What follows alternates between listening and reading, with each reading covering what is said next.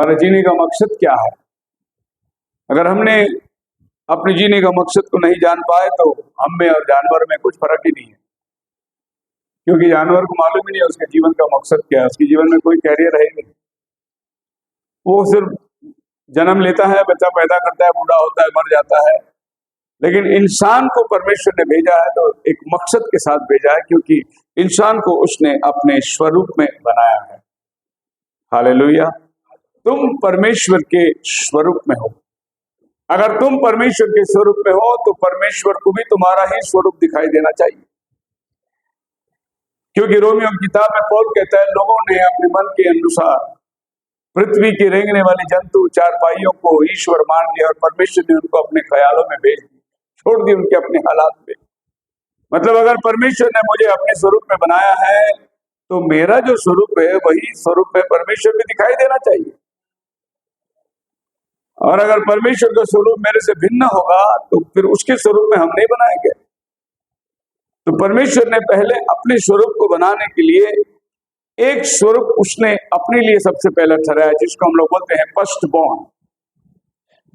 सो Bible कहते हैं John chapter 4 verse 24 के अंदर, गॉड इज अ स्पिरिट, परमेश्वर आत्मा है और आत्मा को स्वरूप नहीं होता, आत्मा को रूप नहीं होता।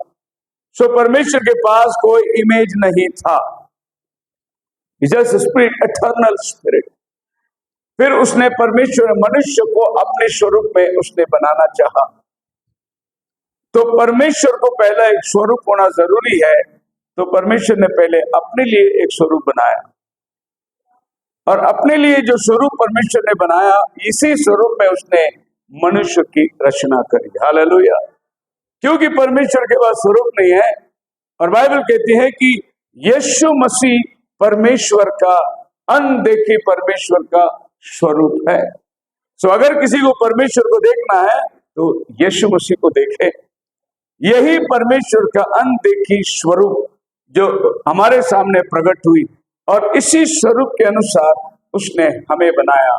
सो पहला स्वरूप परमेश्वर ने जो अपने लिए बनाया वो था थियोफनी, जिसको हम लोग कहते हैं वर्ड बॉडी। तो जब आपकी बाइबल कहती है in the beginning was the word, John 1:1, तो जॉन 1:1 यहां से शुरुआत होती है। In the beginning was the word, मतलब वचन को शुरुआत है, बिगिनिंग है, लेकिन गॉड को बिगिनिंग इज एटर्नल, पर वचन को शुरुआत है। In the beginning was the word and the word was with God and the word was God and the word was made flesh. So यही कार्नल शरीर जो है धरती पे उतर के आई, जो मरियम के कोख से पैदा हुआ। इसके पहले ये एक वर्ड बॉडी में था। अब इस बॉडी को अगर आपको देखना है ये वर्ड बॉडी कैसे दिखती थी, तो आप मैथ्यू चैप्टर 17 को लेके 1 से लेके पढ़िए 3 तक, आपको पता चलेगा ये वर्ड बॉडी कैसी दिखती है। 6 दिन के बाद हाँ यीशु ने पतरस और याकूब और उसके भाई यूहन्ना को साथ लिया जी और उन्हें एकांत में किसी ऊंचे पहाड़ पर ले गया। जी, वहां उसके सामने उसका क्या हुआ? रूपांतर हुआ और एक तेजोमय शरीर में वो प्रकट हुआ। यही वो थियोफनी शरीर है जो आदि में परमेश्वर ने वचन, जिसको हम लोग कहते हैं वचन का शरीर, को उसने बनाया। और इसी तेजोमय शरीर को प्रभु ने याकूब यूहन्ना को दिखाया और फिर वो उसके नजर से ओझल हो गया। प्रभु बिल्कुल एक साधारण बॉडी में आके खड़ा हुआ, जिनके साथ वो चढ़ा हुआ था स्वर्ग पर। सो बाइबल हमें बतलाती है, और फिर इसी को मैं मिलाना चाहता हूं। जेनेसिस चैप्टर 1, जो आदम था वो स्पिरिचुअल आदम था, आत्मिक आदम, जिसको परमेश्वर ने अपने स्वरूप में, अपनी समानता में बनाया था। वो आदम था जेनेसिस चैप्टर 1 में। जेनेसिस चैप्टर 2 में परमेश्वर ने इसी आदम को लेकर मिट्टी की देह में डाल दिया। यह है अब कार्नल एडम, जिस शरीर में अभी हम लोग बैठे हुए हैं। और इसी शरीर को लेकर 3rd चैप्टर के अंदर हम क्या देखते हैं? There is a fallen Adam. पाप में गिरा हुआ आदम है। सो जेनेसिस चैप्टर 3 के अंदर 3 चैप्टर में 3 आदम को आपको देखने को मिलता है। पहला आदम जो प्रभु के समानता में, प्रभु के बिल्कुल उसी की तरह अपनी समानता में, अपनी समानता उसकी लायकी, इन हिज इमेज। और वो आदमी को जब प्रभु ने सेकंड चैप्टर में डाल दिया तो इसके साथ वो फेलोशिप करता था, इसके साथ वो बगीचे में आकर रोज दिन के ठंडे समय में बैठता था, उसके साथ घूमना फिरना करता था। और जब थर्ड चैप्टर में आता है तो वही आदम झाड़ के पीछे छुपा हुआ है, फॉलन एडम। सो परमेश्वर ने जो प्रभु यीशु मसीह जो वचन देहधारी था, ये पहला इधर आया थर्ड चैप्टर में, और ये फॉलन एडम को उद्धार का काम करा के उसने इस एडम को लेके आया सेकंड चैप्टर में। हालेलुया। अभी फिर से हम लोग प्रभु के सानिध्य में बैठे हुए हैं, दिन के ठंडे समय में उसके साथ संगति कर रहे हैं। कौन हमसे बातें कर रहा है? प्रभु हमसे बातें कर रहा है। बोलो हालेलुया। और वो दिन बहुत दूर नहीं कि एक दिन प्रभु बादलों पर आएगा, हम सबको उठा के ले जाएगा, हम सब पहले चैप्टर के आदम में चले जाएंगे, उसकी समानता में, उसके लायक में हम लोग सब बदल जाएंगे। पिछली तुरी फूंकते ही होगा, हम सब क्या हो जाएंगे? बदल जाएंगे। ये मरणहार शरीर अमरता को पहन लेगा। सो बाइबल जो है ये 3 चैप्टर के अंदर पूरी सारांश को लेके आती है। अगर आप रेवल्यूशन चैप्टर 2 और 3 पढ़ोगे तो आपको क्या समझ में आता है? 7 कलीसिया काल का संदेश। और ये 7 कलीसिया काल का संदेश जो है पिछले 2000 साल का इतिहास है उसमें। और ये 2000 साल का इतिहास जो है उसके आगे आप चलते रहेंगे तो आज तक की वो समय चल रहा है। लेकिन ये 2 और 3 चैप्टर के अंदर 2000 साल का इतिहास को प्रभु ने समा के रखा हुआ है।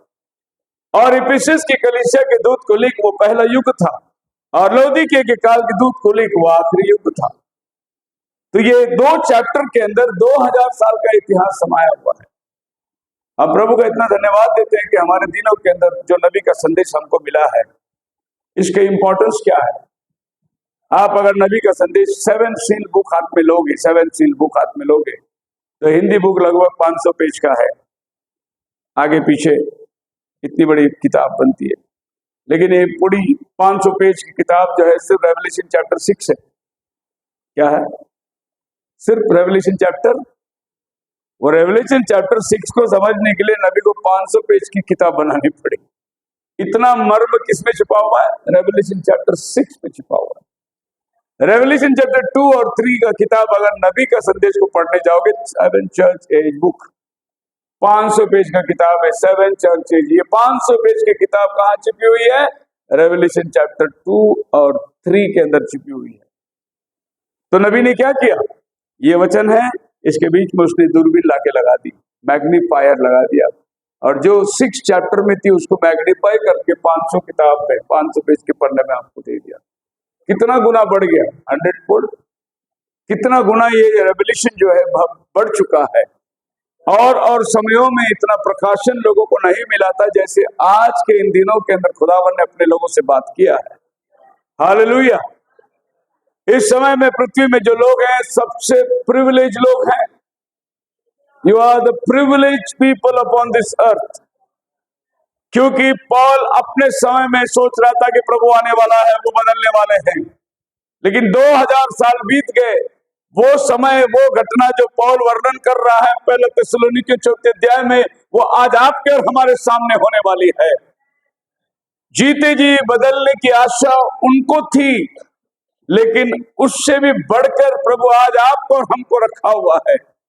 इसीलिए पौल वचन लिखने के टाइम पे कहता है, पिछली तुरी फूंकते ही होगा, मसीह में मरे हैं वो जी उठेंगे, और हम जो जीवित है वो सोच रहा था उसके टाइम पे होगा। इसीलिए उसने खुद को इंक्लूड करके बोला हम, वो तुम नहीं बोला, उसने आने वाले जमाने के लिए नहीं बोला, वो अपने समय की बात कर रहा था। तो फिर आप ये समझ जाइए कि हम लोग कितना सौभाग्य लोग हैं कि उस समय में जी रहे हैं जिस समय में हमारा रूपांतर होने वाला है। हालेलुया। क्षण भर में हम बदलने वाले हैं। एक ऐसा समय में हम लोग जी रहे हैं। मतलब सबसे प्रिविलेज टाइम अगर धरती पे कोई है तो ये वाला वो टाइम है जो रैप्चर का अनुभव हम लोग करने वाले हैं। खैर, प्रभु के आने के पहले अगर हम नहीं रहे, चले गए, तो भी कोई घबराने की बात नहीं। नहीं भी कहता है कि शरीर मिट्टी में रख देंगे, आप मुट्ठी भर मिट्टी डाल के चले जाएंगे, ये एक चम्मच भर मिट्टी बन जाएगी, लेकिन इस मिट्टी के अंदर पुनरुत्थान की शक्ति है। जिस दिन वो बादलों पर आएगा, हम मुर्दों में से जी उठने वाले हैं। मतलब सवाल वो है ही नहीं कि हम रहे ना रहे, पर हमारे अंदर वो आशा है, वो पुनरुत्थान की शक्ति है। अगर जीवित है तो बदल जाएंगे, मर गए तो प्रेज़ द लॉर्ड। मैं जहां भी जाता हूं दूर कन्वेंशनों के दिन, आखिरी दिन में जब हम आखिरी प्रार्थना करते हैं जाने के टाइम, तो मैं एक कोरस गाता हूं, जीते रहेंगे तो फिर से मिलेंगे, मर भी गए तो हम ऊपर मिलेंगे, हमको दुनिया से क्या काम रे, हम तो जोगी मसीह के। क्या काम है हमको दुनिया से? आज जा रहे हम, अगर जिएंगे तो फिर मिलेंगे, अगर मर भी गए तो भी हम ऊपर मिलेंगे। इसी आशा से हम लोग जा रहे हैं। और मैं कह नहीं सकता कि अगला कन्वेंशन अब देहरादून आएंगे, इतना वक्त भी है क्या, मैं नहीं कह सकता। हो सकता है ये हमारी आखिरी मुलाकात हो सकती है, क्योंकि समय इतना आगे बढ़ चुका है कि प्रभु का आना बहुत ही निकट है। अब अगर अर्जेंसी को देखोगे तो किस तरीके से प्रभु ने इजराइल हमारा टाइम पीस को रखा है, जैसी धड़कन वो हो रही है, उस समय से ये पता चल रहा है कि बहुत टाइम कम किया गया है। और बाइबल कहता है मत्ती 24 में, चुने हुओं के खातिर ये कम किया गया है, वरना कोई बच भी नहीं पाता। और सौभाग्य मेरा ये है कि मैं उन चुने हुओं के अंदर भागी हूं। हालेलुया। इस संसार में कुछ मेरे पास हाँ ना नहीं मुझे नहीं मालूम, पर एक चीज है, मैं अनंत काल के जीवन का हकदार बन चुका हूं, वो मेरा है। सो आज ये धरती पर रहने के टाइम हमारा पर्पस क्या है? For this end Christ both died and rose and revived, that he might be Lord of both the dead and the living. जब खुदावन कहता है मूसा को, मैं तेरा बाप इब्राहिम का परमेश्वर हूं, तो मरे हुओं का परमेश्वर नहीं है। मैं तेरा बाप याकूब का परमेश्वर हूं, तो मरे हुओं का परमेश्वर नहीं है। वो मरे और जीव तो दोनों का परमेश्वर है। इस बात से साबित कर रहा है कि तेरा बाप इब्राहिम जो धरती में था, जिसको मैंने वायदा किया, वो जीवित है। उसी की शपथ खाकर, उसी का नाम लेकर प्रभु मोसेस को कहते कि मैं तुझे भेज रहा हूं। अगर वो कहे कौन भेजा? याकूब, इसहाक, उनका परमेश्वर ने भेजा। मतलब हमारे पूर्वज चले गए, लेकिन उसका खुदा जिंदा है आज भी। कल आज युगान युग एक शाह है। एक्सोडस इस मैसेज के अंदर प्रॉफिट बोलता है, surrender your life to God. अपना जीवन को प्रभु के लिए समर्पित करो। Whatever in your hand, use it to the glory of God. Give it to him and let him bless it and watch what takes place. Suddenly जो कुछ तुम्हारे पास है उसके हाथ में दे दो, और देखो चमत्कार क्या होता है। And no matter what it is, it may be little insignificant to the, but give it to God one time. The little boy had a lunch and it wasn't very much to him, but once in the hands of Jesus.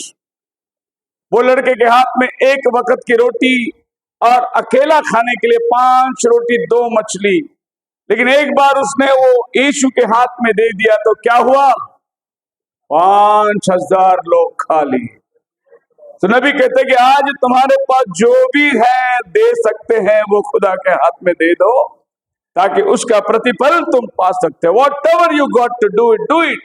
What little faith you got, press it in yonder and put it in the cross of Calvary. जो भी तुम्हारे पास विश्वास की मात्रा है, वो थोड़ा क्यों ना हो, उस खलवरी पर लगा दो, and believe God's promise for it and watch what takes place, how it will multiply certainly. मैंने गवाही सुना था, उस भाई ने हिंदू परिवार से आया, बोला जिस दिन से मैंने दशवान देना शुरू किया, उस दिन से आज तक प्रभु मुझे कोई भी कमी नहीं रखा। इनफैक्ट आज जिस कंपनी में वो काम करता था, वो आज उसी कंपनी का मालिक बन के बैठा है। हालेलुया। जो थोड़ा खुदा के हाथ में दो, अद्भुत काम चमत्कार आपके जीवन में करता है वो। हमारे दुनिया की तरफ में देखेंगे इर्द गिर्द तो बहुत गवाही है। कोलगेट कंपनी वाला 90 देता है खुदा को, 10 अपने लिए रखता है। पहला वो 10 देता था, 90 रखता था। प्रभु ने उसको बढ़ाते गया, उसने 10 की जगह 20 देने लगा, 30 देने लगा। आखिर में वो 90 खुदा को देता था, 10 अपने पास रखते था। आज के जमाने तक कोई कोलगेट का मुकाबला करने के लिए आया ही नहीं। हालेलुया। खुदावन बढ़ाता है। ये जितने मल्टीप्लिकेशन कंपनी है, LML कंपनी है, इनका फॉर्मूला को देखो, बाइबल की फॉर्मूला है उनके पास। ये लोग सब बाइबल की फॉर्मूला को लेकर पहला चीज इन्होंने खुदावन को दिया और फिर खुदावन ने उनको बढ़ाया। उदाहरण हमारे पास में एक लड़का 5 रोटी दी, 5000 लोग खाए और 12 टोकरी बच भी गए। एक बार हम खुदा के हाथ में देखे, आप अपने घर के अंदर किसी भी चीज की खटी नहीं पाओगे, लेकिन पहला किसके हाथ में देना है? पर हम सोचते हैं कि हम पहला अपना सब मैनेज करके बच्चा तो खुदा को देंगे। खुदावन बोलते तेरा घर का पहलौटा मुझे चाहिए, तेरे खेत का पहला उपज मुझे चाहिए। खुदावन फर्स्ट प्रेफरेंस हमारे लाइफ में मांगता है। तो जो कुछ है give it to him, projecting his love. इस मैसेज में प्रॉफिट बोलता है नो मैटर हाउ लिटिल, वो कितना कम है सवाल वो नहीं है। एक औरत मंदिर में आकर दान पेटी में अर्पण को डाली, उसका संपूर्ण जो उसके पास था, वो जो कौड़े उसने डाली, वो कौड़े उस ऑफरिंग बॉक्स में सबसे बड़ा गिनती में खुदावन के नजर में पड़ी। हालेलुया। आप समझ रहे हैं? इस वचन के अंदर पढ़ोगे तो बाइबल में लिखा है प्रभु दान पेटी के पास बैठ के देख रहा था कि ऑफरिंग लोग कितना डालते हैं। तो आपका चर्च में जाना वो भी बहुत इंपॉर्टेंस रखता है। हमारे बच्चे कहते हैं पापा ऑफरिंग के पैसे दे तो 5 रुपए की डॉलर देते, लेकिन वही बच्चा बोलेगा पापा कैडबरी लेना है तो 50 रुपए देते। हमारी थिंकिंग देखो कितना घटिया हो गया है। एक चॉकलेट की कीमत 50 रुपया है, लेकिन दान पेटी में डालने को 10 रुपये से ज्यादा नहीं देंगे बच्चे को। खुदा के भवन में डालने के लिए हमारा पास हाथ बनता ही नहीं है। लेकिन नबी कहता है कि तुम जो नो मैटर हाउ लिटिल और small thing you do it in his name, he knows all about it. Might be insignificant but if it's done in his name, वो छोटा से छोटा क्यों ना हो, लेकिन अगर आप उसके नाम से करोगे उसका प्रतिफल तुम्हें मिलने वाला है। He once said, if you'll give to one of these my servants as much as a cup of cold water, only in the name of disciples, verily, verily I say. बहुत लोग ये वचन को बहुत कड़ाई से पालन करते, इतना ज्यादा कड़ाई से पालन करते कि पास्टर घर में आए खाली 1 गिलास ठंडा पानी ही देते उसको। क्योंकि प्रभु ने बोला मेरे दास को 1 गिलास ठंडा पानी दे तो उसका प्रतिफल बहुत कड़ाई से हो। प्रभु ने बोला लीस्ट अगर कम से कम हो तो ठंडा पानी का भी प्रभु प्रतिफल देगा। फिर उसके ऊपर का वचन को आप समझ नहीं पाए, अगर उससे ज्यादा दोगे तो ज्यादा मिलेगा। मतलब प्रभु लीस्ट चीज को भी गिनता है कि तूने मेरे दास को 1 गिलास ठंडा पानी पिलाया। आपको पता है कोई प्रचारक ने प्रचार किया था कि प्रभु यीशु मसीह जब जा रहा था, भूख लगी, उसको अंजीर के पेड़ को देखा, फल नहीं था तो उसने उसको श्रापित कर दिया। उसी तरह अगर आपके घर से पास्टर कभी सवेरे जाते रहो, पेड़ भर के नाश्ता देके भेजो, क्योंकि अगर रास्ते में उसे भूख लगी तो पीछे देखेगा बोला कैसा बिलीवर है, नाश्ता भी नहीं दिया, तो क्या करके जाएगा आपको? पेड़ भर के खाना खिला के भेज दो उसको, ताकि वो खुश रहे जाए और बोले आशीष है, बरकत है। कहते हैं कि प्रभु उसको श्रापित इसलिए किया कि जिस घर से वो सवेरे निकला था वहां नाश्ता नहीं मिली थी उसे, रास्ते पर उसे भूख लगी। रेवलेशन की तो हद हो गई है। किसी और ने एक रेवलेशन को बताया कि अंजीर के पेड़ को प्रभु ने श्राप इसलिए किया कि उसकी जड़ जाकर मंदिर से टकरा रही थी और दीवार में खड़खड़ा रही थी। इसके लिए प्रभु ने बोला तो मेरे मंदिर को टकरा रहा है, मैं तेरे को श्रापित करता हूँ। उसके लिए उसको श्रापित है। रेवलेशन तो भरपूर पड़ी हुई है, लेकिन जो रेवलेशन खुदावन ने आपको और हमको नबी के द्वारा दिया, इसका मुकाबला कोई नहीं कर सकता। Hallelujah. No matter who you are, तुम कौन हो इसका कोई परवाह नहीं। Blind Bartimaeus, no matter how poor you are, but what colour your skin is, whatever you are, that doesn't matter, he will stop at the barest cry of the faith। किसी ने भी उसे पुकारा, चाहे वो गोरा है, काला है, गरीब है, अमीर है, तुच्छ है, कुछ भी है, जिसने भी उसे पुकारा वो रुक कर उसका जवाब दे के ही जाता है। वो उसके लिए मायने नहीं रखता तुम कौन हो। Thou son of David, have mercy on me. Jesus sought, bring him here, hallelujah। एक ऐसा खुदा है हमारे पास जो आपकी पुकार कितनी भी धीमी हो, कितनी भी दरिद्रता से हो, वो रुक कर जवाब देता है। बर्तिमाई की स्टोरी आपने इतना ही पढ़ा होगा। प्रभु जा रहा था, रास्ते के किनारे बैठा था, पूछा कौन है? यीशु नासरी है, दाऊद के संतान मुझ पर दया कर। वो प्रभु बुलाया गया, क्या करूं? मैं देखने लगूं। प्रभु ने बोला तेरा विश्वास ने तुझे अच्छा किया। इतना हम पढ़ते हैं बाइबल में, लेकिन इसी संदेश को आप नबी की दृष्टिकोण से देखिए। नबी क्या बोलता है? नबी कहता है कि बर्तिमाई, एक दिन उसकी बेटी बीमार पड़ गई और उसने प्रभु से वायदा किया कि प्रभु ये कबूतर का बच्चा जो वो खेल दिखाता था, रास्ते पर बैठकर पैसे कमाता था, और उसने बोला ये दोनों कबूतर की जोड़ी मैं प्रभु को दे दूंगा। उसकी बेटी अच्छी हो गई और वो दोनों कबूतर के बच्चे ले आकर उसने याजक के हाथ में दिया। याजक ने देखा, अरे तू तो ये बच्चे कबूतर की जोड़ी को तो खिलाक है, ऊपर उड़ाता है, लोग तुझे पैसे देते हैं, इसे क्यों बलिदान दे रहा है?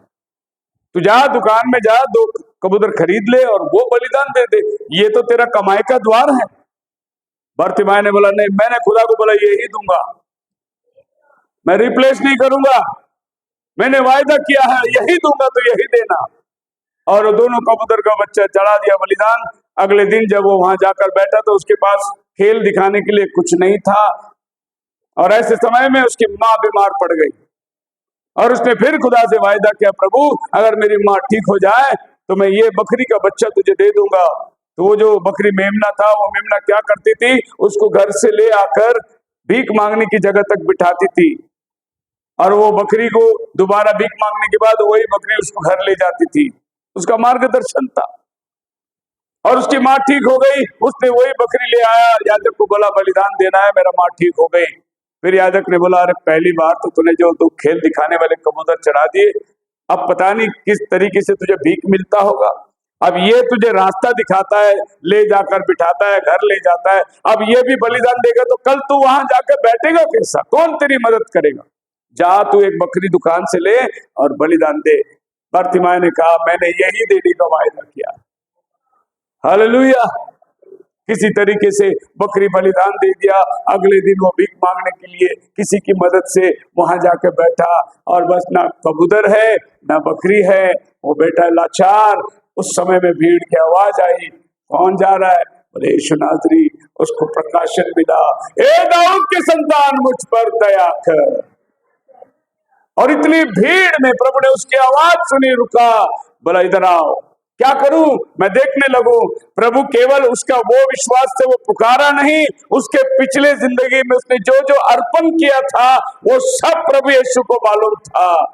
बोला तेरा विश्वास ने तुझे अच्छा किया है। आप जो कुछ आपके जीवन में करते हो, थोड़ा से थोड़ा, God had provided a lamp for the blind Bartimae's eyes। उसने जो मेमना खुदा को दिया, खुदा खुद एक मेमना बन के उसके जीवन में आ गया।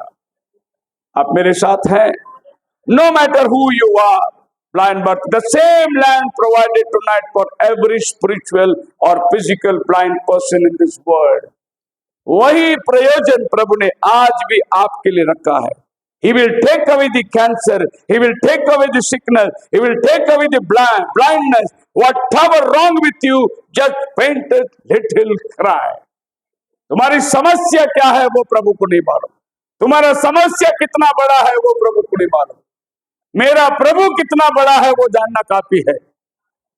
मेरा बहुत प्रॉब्लम है। कोई कोई लोग बोलते पास्टर जी बहुत प्रॉब्लम है।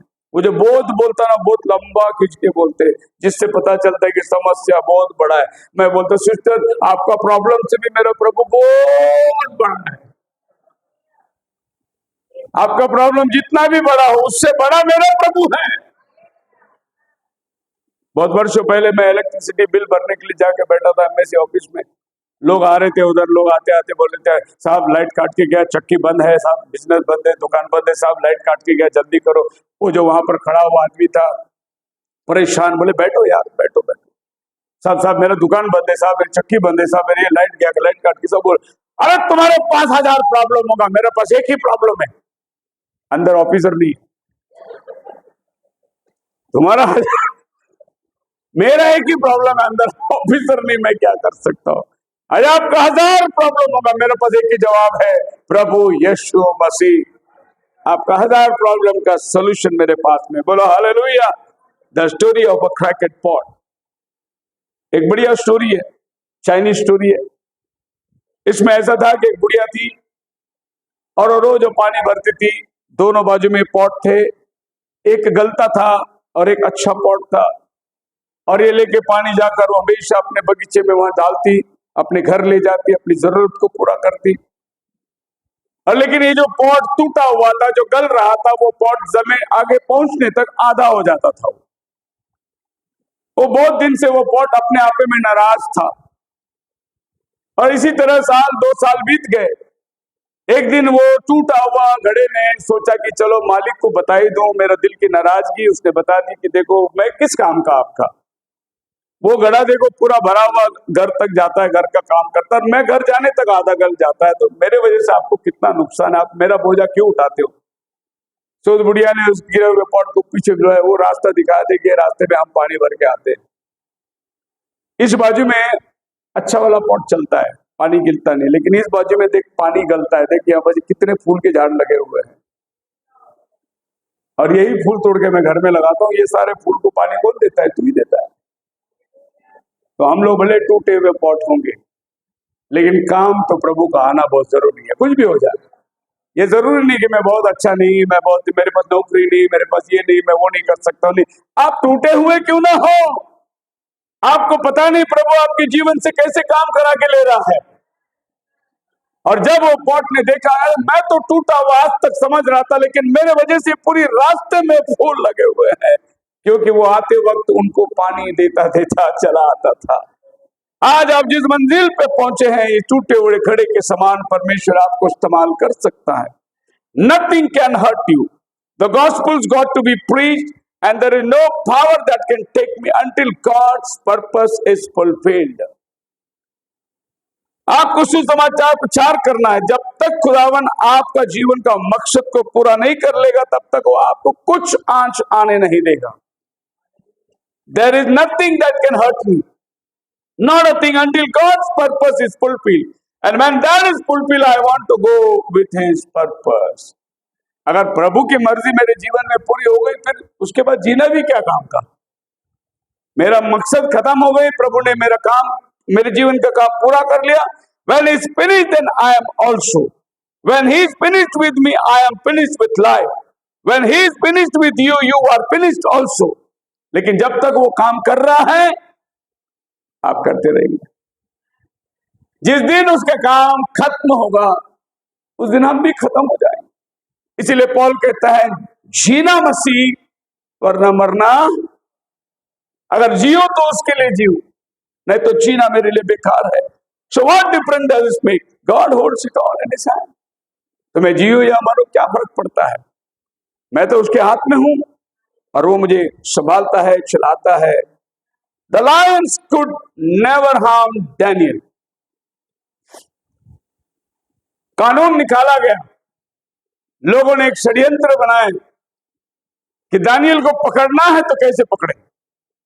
वो अपना खिड़की खोलकर जेरूसलम की तरफ देखकर 2-3 बार प्रार्थना करता था। एक ऐसा कानून बनाया कि कोई अपने देव खुदा को याद ना करे, प्रार्थना ना करे। ऐसे कानून बना के राजा का मोहर ले लिया और दानियल को फंसाने की चक्कर थी। और राजा ने मोहर दे दिया और फिर देखा इन्होंने अगले दिन दानियल खिड़की खोलकर प्रार्थना कर रहा है। दानियल को बहुत लोग बोला होगा, देख कानून पास हो गया है, तू मत करना प्रार्थना, खिड़की मत खोलना जेरूसलम की तरफ, क्योंकि कानून का रिजल्ट जो था वो शेर के मान में डाल दिया जाएगा। लेकिन दानियल ने क्या सोचा, बगैर प्रार्थना का नहीं रहूंगा, चाहे शेर के साथ जीना पड़े, वहां जाना पड़े मंजूर है, लेकिन बगैर प्रार्थना का मैं जी नहीं सकता। और उसने उस कानून के विपरीत खिड़की खोलकर प्रार्थना करने लगा। क्या हुआ, वो खुकार शेर आदमी डालने के पहले उसे भूखा रखते थे कि आदमी गिरते ही उसको चीर फाड़ करके 2 मिनटों में आदमी को खत्म करते थे। वो पालतू बिल्ली बनकर बैठ गई उसके पास। एंजल ऑफ द लॉर्ड उतर कर आया, भोर को राजा उठकर आया, रात को पूरा नींद नहीं आई। उसने ढक्कन खोलकर दानियल बोला, मैं खुशहाल हूं नबूकदर, मैं जानता था तेरा खुदा तेरे साथ है, इसीलिए उसको रात भर नींद नहीं आई। उसको मालूम है दानियल का खुदा उसको बचाने वाला खुदा है। Hallelujah. Shadrach, Meshach, Abednego, the Hebrew children. And remember, no matter how great the distress is, Satan cannot take your life until God is finished with you. और ये इब्रानी बच्चों को ले आकर नमन करने के लिए कहा, उन्होंने बोला हम सिवाय हमारे खुदा के किसी को नमन नहीं करेंगे। 7 बार भट्टी तपाया गया, मतलब सजा 7 गुना बढ़ गई। लेकिन इन्होंने कहा, हे राजा सुन, हमारा परमेश्वर तेरे हाथों से हमें बचाने की ताकत रखता है। ये पहला हमारा विश्वास है। लेकिन आज अगर वो नहीं भी बचाए तो हम नहीं झुकने वाले। Praise the Lord. माता के गर्भ से आज का दिन तक वो हमें संभाला है। लेकिन आज अगर मेरी कोई प्रार्थना अनसुनी होती है, इसके लिए मैं खुदा को छोड़ूंगा, ये सवाल है ही नहीं। आज वो नहीं भी बचाए तो भी हम मरने को तैयार है। और खुदावन देख रहा, अरे हिब्रू बच्चे लोगों को, अरे क्या कर रहे हो तुम? इनकी विश्वास ने, इनकी दावा ने खुदा को मजबूर करके नीचे बुलाया। ये बोले डाल अग्नि के अंदर। खुदावन बुला रहे, रुको मैं आता हूँ। यार तुम लोग क्या चैलेंज कर रहे हो? कभी कभी हमारी चैलेंज इतना, खुदावन मैं आता हूँ, मैं आता हूँ। वो खुद उतर कर उनके साथ अग्नि में घूमने लगा। ये हिब्रू बच्चों ने मजबूर किया खुदा को नीचे उतरने। नबी ने हताश होना संदेश को प्रचार किया था। क्या बोलते हैं इंग्लिश में? डेस्परेशन। इस मैसेज के अंदर नबी कहता है कि वो बच्चा मर गया। वो क्यों मरा? खुदा के बंदे को नहीं मालूम। और वो वायदे का संतान था। जैसा वो बच्चा मरा, उसको उसी खाट पर लिटाया जो खुदा का नबी के लिए उसने बनाया था। और उसने अपने पति से कहा, मेरे लिए गधे पर काठी बांध, मुझे जाना है नबी के पास। पति पूछता है, आज कोई बड़ा चांद का दिन है, कोई अच्छा दिन है, त्योहार है, क्यों जाती है? बोले मुझे जाना है। पति को भी नहीं बताया हमारा बेटा मरा। उसका विश्वास को देखो। और वो चलती गई। जब नजदीक पहुंचे तो खुदा का बंदा कहता है नौकर से, वो औरत क्यों चली आ रही है? खुदा ने नबी को भी नहीं बताया हुआ क्या। और फिर नबी भी परेशान, वो भी डेस्परेट हो गया। बोले खुदा ने मुझे बात बताया क्यों नहीं? और जब बात हुई, लड़का ऐसा ऐसा हुआ है, नबी उसके साथ, उसने लाठी भेजा। बोला लाठी की जरूरत, मुझे आप चाहिए जगह पे, प्रॉफिट को जगह पे लेके जाना है। अब इसका कंक्लूजन प्रॉफिट ऐसा करता है, the desperation of the woman brought prophet on the scene. उस औरत की हताशपना ने नबी को सीन में लाया। And the desperation of prophet brought God on the scene. और जब नबी हताश हुआ तो खुदा खुद नीचे उतर के आ गया। और डेस्परेशन मैसेज के अंदर नबी बोलते हैं, जब हम किसी बात के लिए हताश हो जाते हैं, खुदा सीन में उतर कर आता है और डेस्परेशन की स्थिति को प्रभु तैयार करता है। अचानक आपके घर में आग लग गई, क्या करोगे? फायर ब्रिगेड को फोन करो, क्योंकि आग बुझाने वाला वही मशीन। आपको इमरजेंसी तैयार होता है, लेकिन वो मशीन आने के पहले आप क्या करोगे? आप पानी डालोगे, आप रेत डालोगे, आप उसको बुझाने की कोशिश करोगे, आप स्विच ऑफ सब बंद कर दोगे, आप गैस की लाइन बंद करने की कोशिश करोगे। ये आपका अपना डेस्परेशन है। आपका हताश खो दिया तो फिर वो फायर ब्रिगेड का काम है, वो आके काम करेगा। जब हमारी डेस्परेशन खत्म हो जाती, खुदा सीन में आके काम करना शुरू कर देता है। एक आदमी का घर पूरा जल गया। उसने फायर ब्रिगेड आने के बाद फायर ब्रिगेड वालों को बोला, पूरा जल गया, आप अभी आए। फायर ब्रिगेड वालों ने बोले, फोन जल्दी करना था ना तुम। उसने बोला 10 मिस कॉल दिया हूं। इतना कंजूसी का भी हद होता है। उसने फायर ब्रिगेड वाले को मिस कॉल दिया खाली। उसको बताना तो चाहिए था मेरे घर में आग लगी है। कभी कभी हम लोग भी है ना, किसी से बात करने खाली मिस कॉल देते हैं। मेरा बिल क्यों फटे, सामने वाले का बिल फटे। कभी कभी खुदा के साथ भी हम लोग मिस कॉल दे देते हैं, प्रभु मेरा सारा प्रॉब्लम आप जानते हैं। प्रॉब्लम क्या बता, प्रभु को मालूम है, पर तेरे मुंह से भी तो सुनना चाहता है क्या प्रॉब्लम है तेरा। प्रभु तुझे कोटि कोटि धन्यवाद, एक ही चेक बना के दे दिया। 1-1 करोड़ का चेक बना के दे दिया थैंक्स करके। 10 बार तो बोल प्रभु को थैंक यू जीसस। 1 करोड़ का एक साथ कोटि कोटि तुझे धन्यवाद।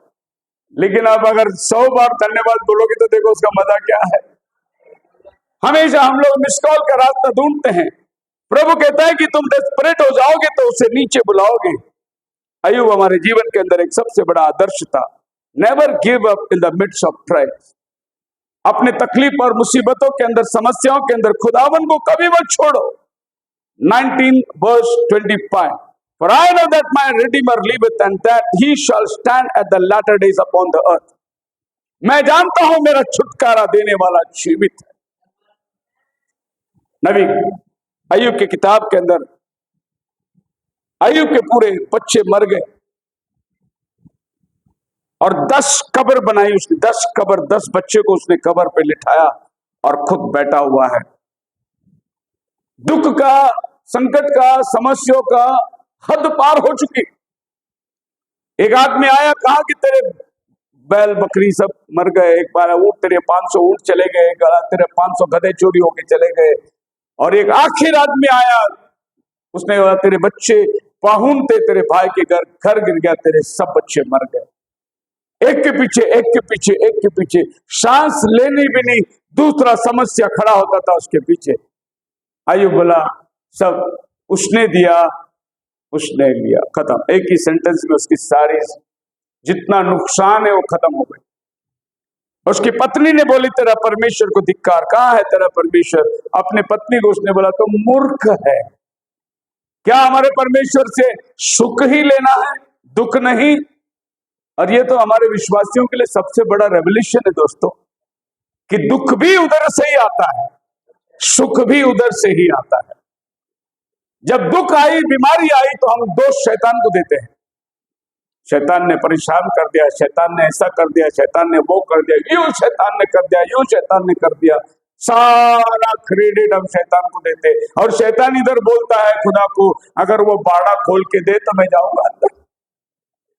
तूने अय्यूब के चारों तरफ कंपाउंड बांध के रखा, थोड़ी कंपाउंड खोल दे तो मैं जाऊंगा। यानी परमेश्वर के डर की चारों तरफ में कंपाउंड प्रभु ने बांध के रखा है। तुम्हारे पास आफत आ ही नहीं सकती उसकी मर्जी के बगैर। इसीलिए अय्यूब ने बोला सुख ही नहीं दुख भी लेना चाहिए उसके पास से। और इस दुख में वो स्थिर था, क्योंकि उसको मालूम है कौन संभाल रहा है, कौन भेज रहा है, कौन देख रहा है। अगर अय्यूब को यह बात मालूम होती कि ऊपर क्या लड़ाई हो रही है, अय्यूब को नहीं मालूम शैतान ऊपर जाके बात किया, खुदावन से कॉन्ट्रैक्ट साइन करके लेके आया, ये सब अय्यूब को मालूम ही नहीं है। अगर अय्यूब को मालूम पड़ता कि शैतान उधर कुछ बात कर रहा है, तो अय्यूब प्रभु से ये जरूर पूछता मैं ही मिला क्या? हम इंसान हैं, जरूर अय्यूब को खुदा को पूछता कि मैं ही मिला क्या ये तकलीफ के लिए, टेस्ट के लिए, दूसरा कोई नहीं मिला तेरे को। लेकिन अय्यूब को भी मालूम नहीं। तो कब की बार हमें मालूम नहीं ये समस्या हमारे जीवन में क्यों आई है, इसका प्लानिंग कुछ और है, लड़ाई कुछ और हो रही है। खुदावन की बात वार्ताहत हमारे बारे में कुछ और हो रही है, क्योंकि खुदावन ने शैतान को कहा मेरा दास अय्यूब को देखा। हमारी टेस्टिमनी दे रहा है खुदावन शैतान को, मेरे दास अय्यूब को देखा। और वाक्य में खुदा की टेस्टिमनी को बनाए रखने के लिए अय्यूब सारी तकलीफ को झेल लिया। वैसे जब हमारे ऊपर टेस्टिमनी बीतती है, हम उसकी टेस्टिमनी को बनाए रखना है। चाहे मुसीबत कितना भी बढ़ जाए, उसकी टेस्टिमनी को बनाए रखना है, क्योंकि वो हमारे साथ है। सब चला गया अय्यूब जब वो कहता है मैं आई नो माय रिडीमर लिवथ, मेरा छुड़ाने वाला जीवित है। जब ये बात उसने कही, इसी शरीर में होकर कीड़े खा जाएंगे, लेकिन मैं इसी शरीर में होकर इसी आंख से मेरा उद्धारकर्ता को देखूंगा। उस समय में जो नबी लोग थे या उसके बाद में जिन्होंने ये किताब पढ़ी, वो बोले होंगे ऐसे कैसे अय्यूब बात करता है। लेकिन एक दिन ऐसा हुआ, मैथ्यू चैप्टर 27 वर्स 51, जब प्रभु ने कहा पूरा हुआ, कब्रें खुल गई, मसीह में मरे हुए सो जी उठे और वो पवित्र नगर में आए। उस दिन अय्यूब ने बोला होगा अरे अब्राहम, मैंने कहा था ना इस शरीर से नाश होने के बाद भी मेरा उद्धारकर्ता को देखूंगा। ये मेरा उद्धारकर्ता क्रूस पे लटका हुआ है। अरे याकूब इधर आओ, इसहाक इधर आओ। मैंने बोला था ना उस समय जमाना हंस रही थी, लेकिन देख आज इसी शरीर में होकर मेरा उद्धारकर्ता को मैं देख रहा हूं। बाइबल कहते हैं सब पवित्र लोग उस गोलगुत्था में आ गए थे, मसीह को देख रहे थे।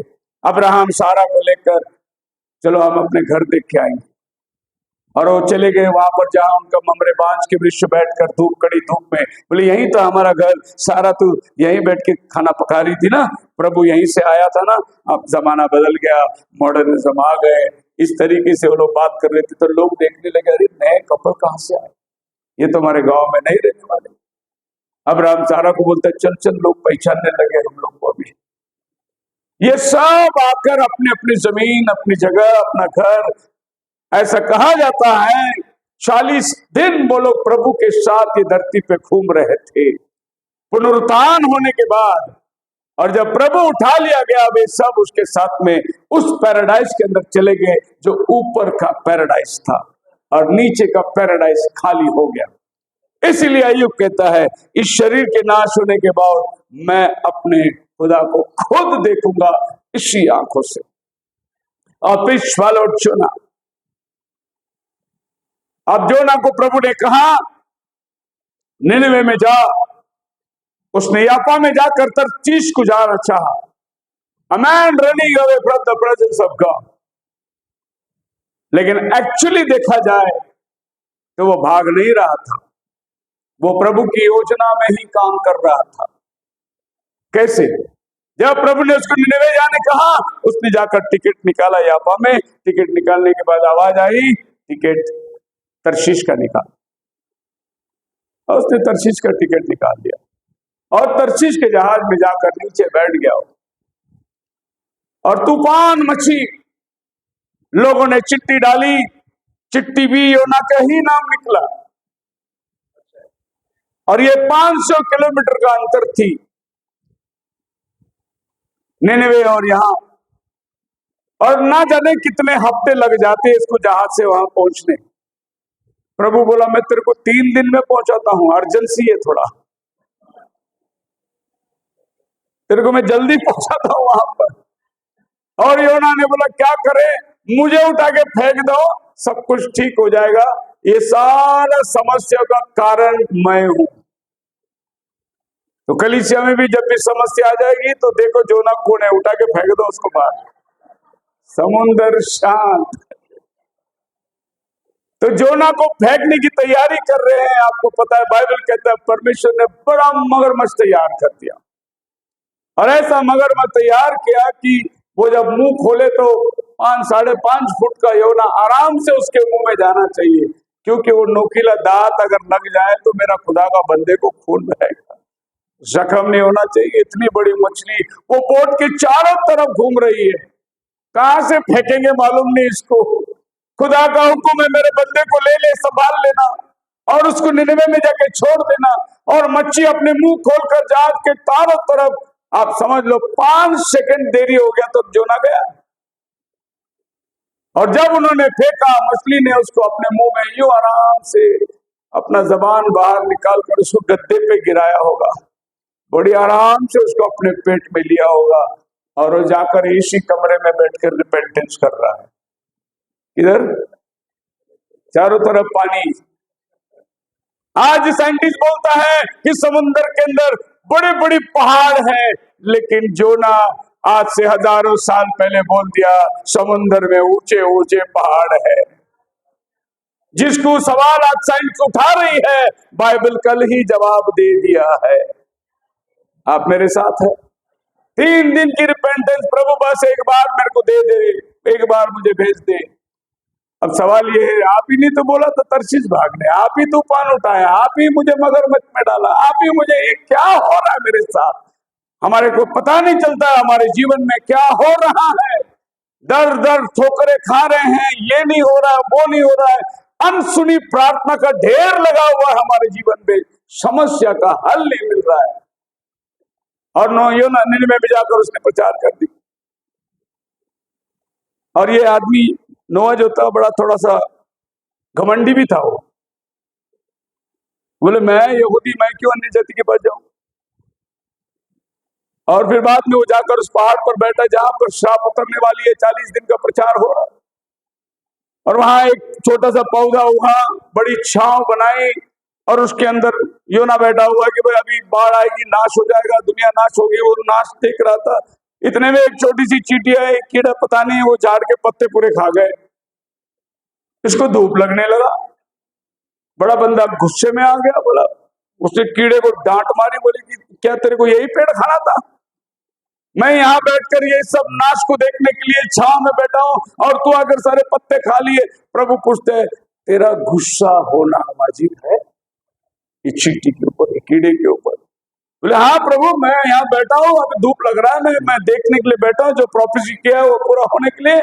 तो प्रभु ने बोला, जब तो ये पेड़ के पत्ते तू इतना गुस्सा हो गया, 1,20,000 लोग इस शहर में टाट ओढ़ के पश्चाताप करें, क्या मैं उनको नहीं बचाऊं?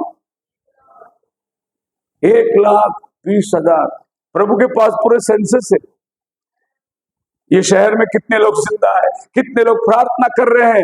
बोले, तू ये छोटी टिड्डी कीड़े के लिए तू परेशान है, और इतनी बड़े लोग जमात, मेरी प्रजा, वो लोग नम्रता में आके प्रार्थना करे, क्या मैं उनको नहीं बचाऊं? सो खुदावन अगर जब एक काम करता है तो हमें समझ में नहीं आता, हमारे विरुद्ध में तो काम हो रहा है, लेकिन वो हमारा ही साथ में काम चल रहा है। ये मिस्ट्री रह गई। एक दिन जिस खुदा ने उसको बोला था निनिवे में जाके प्रचार कर, वो ये दुनिया में देहधारी होकर आया। और यहूदी लोग आकर पूछे, हमें एक चिन्ह दे। तो प्रभु ने बोला, जैसा यूनुस का चिन्ह है कि वो 3 दिन मछली के पेट में था, मनुष्य का पुत्र 3 दिन धरती के अंदर रहेगा। अभी आपकी समझ में आ रही है? जिस खुदा ने उसको निनिवे जाने बोला, तरशीश का टिकट निकालने बोला, उसको पानी में फेंक कर 3 दिन उसको मछली के पेट में रखा। प्रभु एक एग्जाम्पल को तैयार कर रहा था, एक पैराबल को तैयार कर रहा था कि जब वो धरती में आए, लोग सवाल पूछेंगे, उनको उपमा देने के लिए प्रभु ने खुदा के बंदे के साथ में ऐसा खेल खेला। बोला हालेलुया। इतनी सी बात, प्रभु सिर्फ इनको एक उदाहरण देने के लिए, जैसा योना मछली के पेट में था वैसा तू रहेगा, इतना बोलने के लिए मुझे इतना तकलीफ दिया। योना नहीं पूछा होगा, लेकिन मैं बोल रहा हूं, आप और हम होते तो जरूर पूछते। लेकिन योना जान गया ये खुदा की मर्जी है, जो कुछ मेरे जीवन में होता है वो आने वाले समय के लिए एक आदर्श बन जाता है। हालेलुया। आप मेरे साथ हैं? Where did the crow get the meat and feed him for 3.5 years? I don't know. Maybe Elijah didn't either. अभी एक YouTube में आया है एक बंदा, कौन पता नहीं, मेरे को उसका नाम भी नहीं मालूम। वो बोलता है कि विलियम ब्रैनम झूठा नबी है, क्योंकि उसने बोला एलिया को खुदा ने कौवे बेच के सैंडविच खिलाया, और बाइबल में लिखा मांस और रोटी खिलाया। लेकिन भाई ब्रैनम ने क्या बोला? सैंडविच खिलाया। इसके लिए वो झूठा नबी है करके यूट्यूब में एक जन ने सवाल पूछा है। अब मेरे को सवाल बहुत आ गया उसके ऊपर, मेरे पास टाइम नहीं है, लेकिन अभी मैरियन आया, बोला अपन इधर वीडियो बनाएंगे, तो मैं अभी वीडियो बनाने वाला हूं। मेरा सवाल उस आदमी को कि भाई मांस और रोटी खिलाया, भाई ब्रैनम ने बोला सैंडविच, तो तुम उसको झूठा नबी बना दिए। अब मुझे ये बताओ, मांस गाय का था, बकरे का था, गाय का था? मांस जो खिला। और तुम जाके जब दुकान में पूछोगे मेरे को रोटी अलग देना, चिकन अलग देना, ऐसा थोड़ी बोलते। सैंडविच खरीदो, उसके अंदर ही प्रभु लगा के रोटी दिया है। तो सैंडविच नबी ने बड़े शॉर्टकट में बोल दिया, क्योंकि बाइबल कहता है ब्रेड एंड मीट, रोटी और मांस। अब रोटी वो होता है कि ओवन में पकाया हुआ ब्रेड जो हम लोग या खा रहे सभी नाश्ते में, या तो फिर वो तंदूर में बनाया हुआ रोटी हो। ब्रेड ब्रेड है। अभी इसका खुलासा हमको चाहिए, और दूसरा खुलासा ये चाहिए, प्रभु ने मच्छी रोटी खिलाया 5,000 लोगों को, तो वो मच्छी कौन सा था? बांगड़ा था या सुरमई था? भाई तू अगर वो शब्द के ऊपर तर्क करता है, तो शब्द के ऊपर हम भी तेरे पास 1000 सवाल उठाते हैं कि हमें यह मालूम पड़ना है कि वो बांगड़ा मच्छी था, या प्रभु ने बोला खाली भुना हुआ मच्छी था वहां पर। अब मैं क्या करूं कि वो कौन सा मच्छी था ढूंढने के लिए? प्रभु ने मांस और रोटी खिलाया या नहीं खिलाया? अब उसको सैंडविच बोलो, या उसको फ्रैंकी बोलो, या उसको मीट एंड रोल बोलो, क्या बोलना है बोल दो उसको, पर उसने खिलाया था या नहीं खिलाया था? हालेलुया। अब ये बात लोगों को सिर्फ फेमस होने की है। अब सवाल यह है, पूरी देश में अकाल है, ये कौवा कहां से लाया ब्रेड और मीट? कहां से मिला इसको? ये खुद ही भूखे मर भूखे चोर लोग हैं। जैसा मौका मिले आपके हाथ से छीन के जाने वाले, ये इतने दानी कब बन गए कि ये खुदा के, देखो और कोई पक्षी खिलाता तो थोड़ी सहानुभूति हो जाती कि ये पक्षी पालतू है। कौवा कोई पालता है? कोई नहीं पाया। हमारे महाराष्ट्र में कहावत है, शाना कावड़ा घान खातो। कौवा शाना है लेकिन खाता वो गंदा, मरा हुआ चूहा खाता, 4 दिन का सड़ेला खाता। तो ये कौवे को किसने आज्ञा दी और ये रोटी दे कहां से ला? कहां से प्रयोजन होगा? राजा के घर में भी भूख की मरी पड़ी है, कौवा लाया कहां से? वो खुदा जिसने 40 साल इजराइल को रोटी प्रयोजन किया, वही भंडार से कौवा रोज रोटी ला रहा है, क्योंकि किसी बनिया की दुकान से, होटल में से रोटी ला ही नहीं सकता। देश में अकाल पड़ी हुई है। दूसरे शब्दों में, हमारे गुड्डू जेम्स भाई बहुत अच्छा कव्वाली गाए इसके ऊपर, और उसने बोला कि ये कौवे को लोग सब दूसरे डिनोमिनेशन के कौवे ने मिलकर बोला, भाई ये एंटे वाला कौवा तो किधर जा रहा है यार, रोज रोटी लेके किसके पास जा रहा है? हाँ, तेरा और उस बूढ़े का क्या नाता है? और डिनोमिनेशन वाला हमको पूछता है, आपका और ब्रनम का क्या नाता है? भाई ब्रनम का हमारा नाता है, खुदावंद ने हुक्म दिया है, इस मैसेज को तुम अनुकरण करो। और ये डिनोमिनेशन को वो ने मीटिंग ले ली, बोली कि ये मीटिंग हो रहा है, इस मीटिंग में कोई जाना नहीं। कभी कभी वो बंदा कैसा है मालूम नहीं, लेकिन बहुत अच्छी अच्छी गाने उसने गा के डिनोमिनेशन को सबक सिखाया उसने। एक बार वो कहता है कि मैं गया था कहीं कन्वेंशन में, तो जिन्होंने मीटिंग लगाया उन्होंने बोला, प्रेज द लॉर्ड ब्रदर, हम लोग फुल गॉस्पेल वाले हैं। कौन? Full gospel. गुड्डू जी बोला, हाँ हम पन्ने फाड़ के लाए हुए। लोग अपना चर्च का नाम रखते फुल गॉस्पेल, हम क्या पन्ने फाड़ के लाए हैं क्या? हम भी तो फुल गॉस्पेल को मानते हैं। हालेलुया। एक इसमें उसने ये भी बहुत अच्छा से बताया कि पतरस को प्रभु ने बोला, जा गल डाल, मच्छी पकड़, जो सिक्का मिले उसके मुंह में तेरा और मेरा बाड़ा भर देना। और प्रभु ने मच्छी को हुक्म दे दिया, मेरा दास आ रहा है, सिक्का दे देना उसको। और मच्छी पूरी तालाब में घूम रही है कि ये बंदा पतरस किधर आके डालेगा गल। उसके पास एक सिक्का है, वो सिक्का उसको प्रभु को देना है, और पूरी तालाब में वो चक्कर लगा रही है। हो सकता है उसकी जान भी जाएगी, उसका मुंह फटेगा, लेकिन उसको अपना जान का परवाह नहीं, प्रभु का हुक्म को मानना ये उसका जीवन का मकसद है। प्रभु ने खाली बोला पतरस को जाके डाल, कौन सा कोने में बैठना है, कौन सी दिशा में बैठना है, कोई पोजीशन नहीं। उस पूरी तालाब में वो कहीं भी जाल डाल सकता, मच्छी जाकर उसमें पहला फंसना है। अगर कोई ऐसा मच्छी फंस गया जिसके मुंह में सिक्का नहीं, तो मेरा प्रभु का अपमान हो जाएगा। क्या कभी हम सोचते हैं, पास्टर जा रहे हैं देहरादून, मेरे पास एक सिक्का है, दे दूं, कहीं रास्ते पे कोई कमी ना हो। हम लोग तो बैंक में भी रखे, LIC में भी रखे हैं, पीयरलेस में भी रखे हैं, सीयरलेस में भी रखे हैं। LIC वाला प्रॉमिस देता है अभी भी, मरने के बाद आपको थोड़ी देता, आपका परिवार को देता है। लेकिन प्रभु ने जो एश्योरेंस बनाया वो मरने के बाद भी आपका ही है, इधर भी है, वो जीवन भी आपने। बोलो हालेलुया। तो इस तरीके से बहुत सारे सच्चाई का सामना करना। अ पेयर ऑफ एनिमल्स, देखिए मीटिंग और कन्वेंशन ये केवल इंसानों के लिए है। अब बाढ़ आने वाली है, दुनिया नाश होने वाला है। नोहा ने कोई कन्वेंशन लगा के जानवरों को प्रचार नहीं किया, वो तो खाली बोर्ड बनाता रहा। जब समय आ गया, सब जानवर में जोड़े जोड़े प्रभु के नियुक्त किए हुए सभी शहर की तरफ आने लगे, बोट की तरफ आने लगे। बड़ा चमत्कार है। जानवरों को थोड़ी जाके बोला, हाथियों को देखो जो चुने हुए अंदर आ जाओ, बाढ़ आने वाली है, नहीं। चुने हुए शेर को जाके थोड़ी उसने मिला, तुम अंदर आ जाओ, बाढ़ आने वाली है, नहीं। ये सब प्रभु की प्रेरणा से अपने आप चले जा रहे हैं। बोलो हालेलुया। वैसे आप भी, आप परमेश्वर ने दिए प्रेरणा से आप चले आए हैं।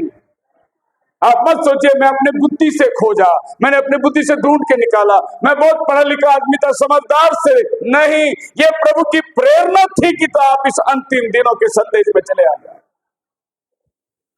एक लड़का किताब पढ़ रहा था, ऑफिस में बैठ के लंच आवर में मैसेज बुक पढ़ रहा था। उसकी बॉस ने पीछे से देखा, बोले क्या पढ़ रहा है? बोले मैसेज का बुक है। बोले किसका है? बोले भाई ब्रह्म का है। मुझे देगा पढ़ने? बोले ले लो। और वो गया पढ़ने के लिए, और घर में रात को बहुत पढ़ा, सवेरे लाके उसने किताब फेंक दी। बोले पागल कहीं का, क्या किताब पढ़ रहा है तू? हम कैथलिक को ये मुर्गी कहता है? वो कैथलिक था बॉस, हम कैथलिक को ये मुर्गी कहता है, ये किताब पढ़ा रहे, कौन सा खुदा का बंदा है? इसने मिडे बोला अच्छा आपको ये मुर्गी कहता है, पर मुझे तो ये उकाब बोलता है।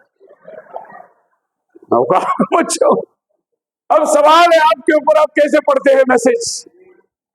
अगर आप मुर्गी के बच्चे पढ़ के पढ़ेंगे तो आप मुर्गी के बच्चे दिखाई देंगे, अगर आप उकाब के बच्चे हैं तो आपका हिस्सा उसमें दिखाई देगा। हालेलुया। मैं प्रभु का चुना हुआ। प्रॉफिट बोलते हैं, and every living thing of all the flesh of every true it shot to be go there and it shall come unto thee, keep them alive. वो सब तेरे पास आएंगे, तू उसको संभाल के रखना, उसके लिए खाना, उसके लिए इंतजाम सब तू करना। समय आ गया, Moses open the red sea, turn the water into blood. Joshua stopped the sun. Elijah stopped the rain for 3.5 years. The star appeared on the wise men and find the baby. पूरी nature जो है खुदा के हुकूमत को पालन कर रहा है। जानवर उसकी बात सुन रही है, तारांगण उसकी बात सुन रही है, पूरी नेचर उसको ओबे कर रहा है। एलिशा बारिश को रोक दिया, जोशुआ ने सूरज को रोक दिया। ये सब क्या हो रहा है? एक समय अपने देश में ऐसा था, उस समय में हमारे प्रेसिडेंट थे साउथ के, अच्छा नाम है उसका, बारिश लेट हो गई, अगस्त महीना हो गया बारिश नहीं पड़ी थी। हाँ हाँ, अपना अब्दुल कलाम के पहले एक साउथ वाला था, अच्छा नाम है याद नहीं आ रहा। उसने क्या बोला पता है आपको? बोले कि हम लोग सब प्रेयर करेंगे, सब चर्चेस में, सब कुछ थे, बोला मंदिर में मस्जिद में सब लोग प्रेयर करो। और वो संडे का दिन था, सब जगह में प्रेयर हुई और उसी रात बारिश गिरी। उसने नेक्स्ट डे पेपर में अनाउंसमेंट किया कि when man comes in contact with God the nature obeys him. President का स्टेटमेंट था, when man comes in contact with God, जब एक आदमी का संपर्क खुदा के साथ होता है तो वो सूरज को भी ऊपर ला सकता है, बारिश को भी बंद कर सकता है। The nature obeys him. Hallelujah.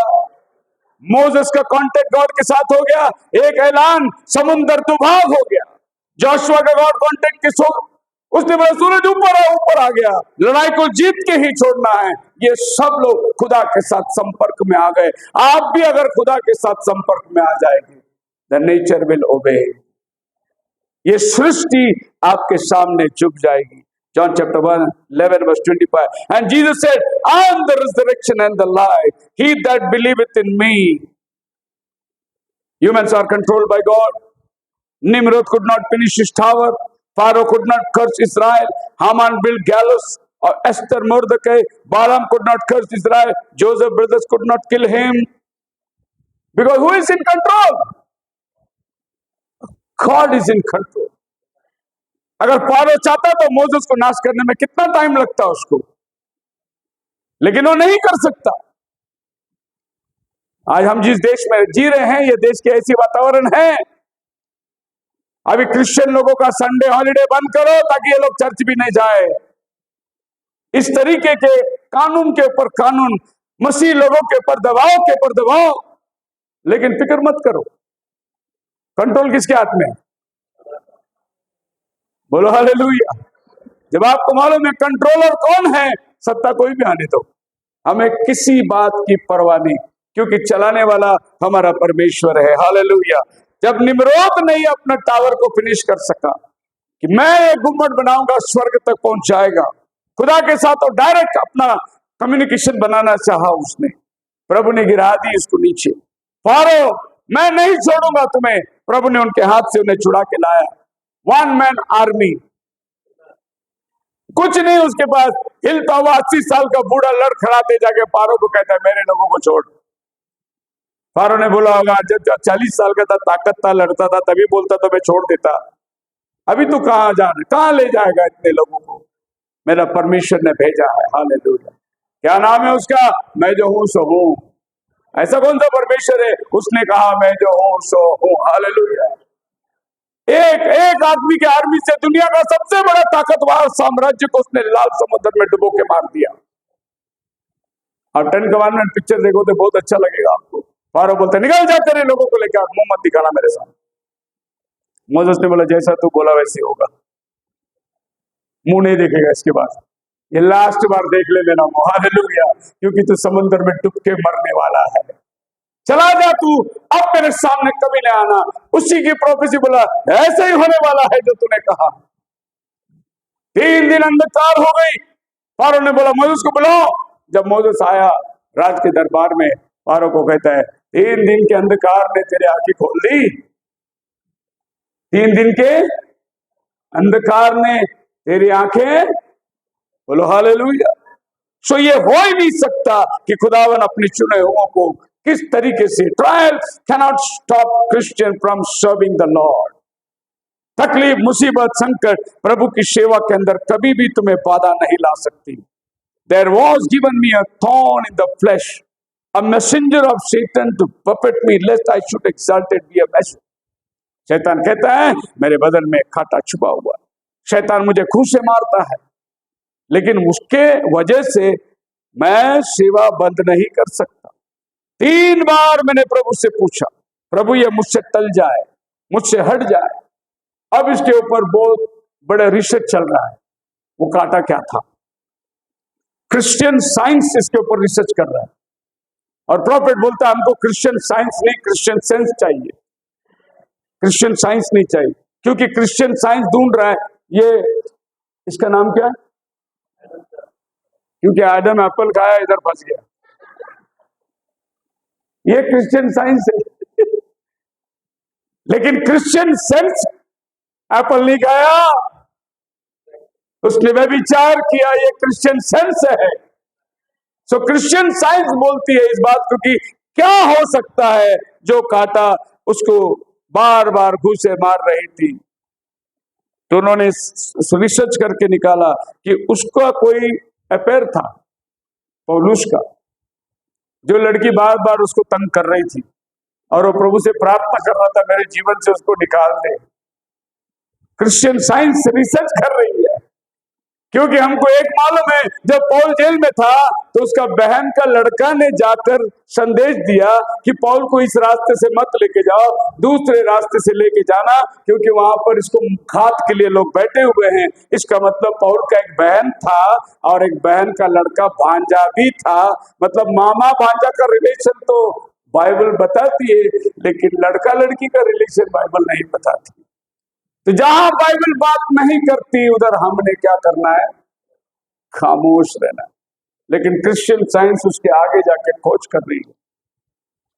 एक बार एक आदमी ने मुझसे पूछा क्या आपको लगता नहीं कि शैतान जाकर खड़ा हो गया और कहा कि मैं जाके आदम को बहकाऊंगा, और फिर प्रभु ने कहा कि हाँ तू जा, कैसे करेगा?